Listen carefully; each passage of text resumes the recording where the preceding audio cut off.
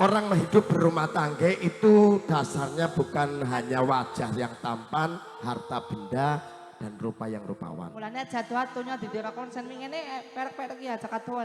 Loh aku ngono nangsane lho, saiki aku ngadeg. Ayo. Ning ngadeg lanang iki. Heeh.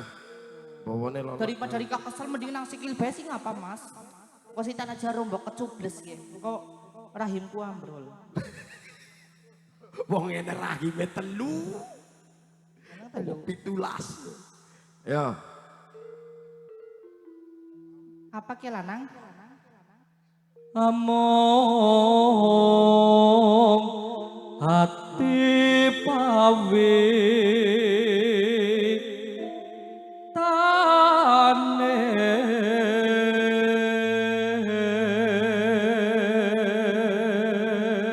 Hanya hati yang menjadi panutan untuk menjadi suami yang siaga, siap gaya apa saja. Ayo wedok. Luput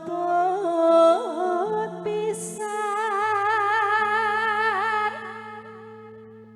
kena pisan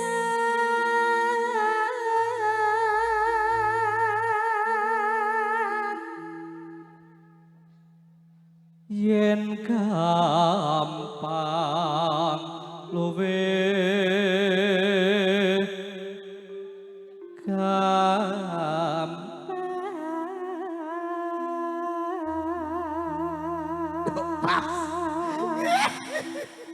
Pas aku dodok gini, kok malah ngeliup-ngeliup sini gini ya. seneng banget tuli dolanan anyar ya. Yen angel angel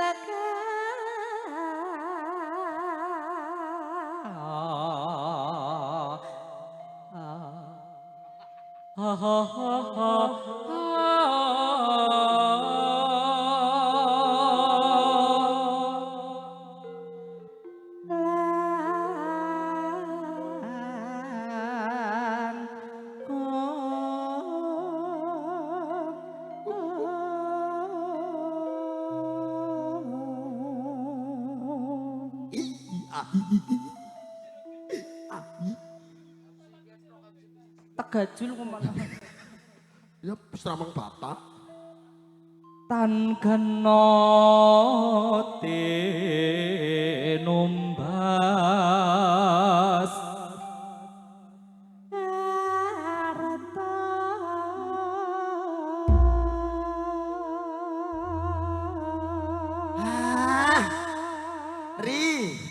Aku rada iki rada silent cara saya bahasane rada diam sini. Patokane nek saking mbuayan mriki tebusane pira? Tebusan apa nih? Maksudnya aku nek bahasa Kiai ini bisa roi. Lah ya sih penting BPKB motornya tertahan iku. Loh, kari motornya apa motor butut kok?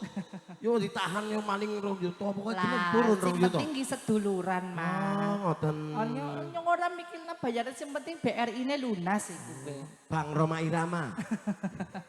Monggo ganti lanjut lagon Dadi Ati. Monggo suatinipun Mbak Ritem luar biasa. Saya berikan apresiasi yang setinggi-tingginya monggo. Sesarengan Cakrawala 76 Entertainment.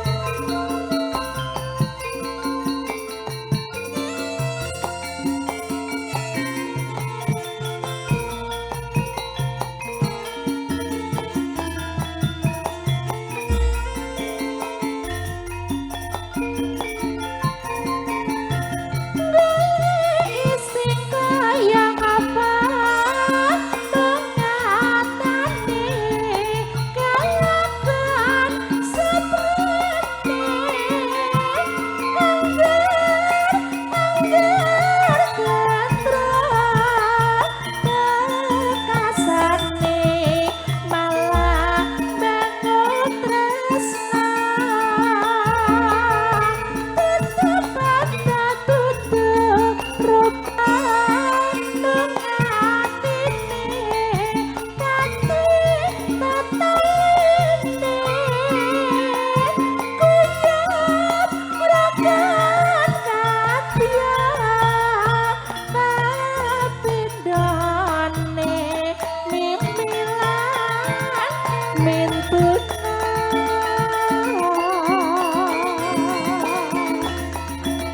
wis jamaah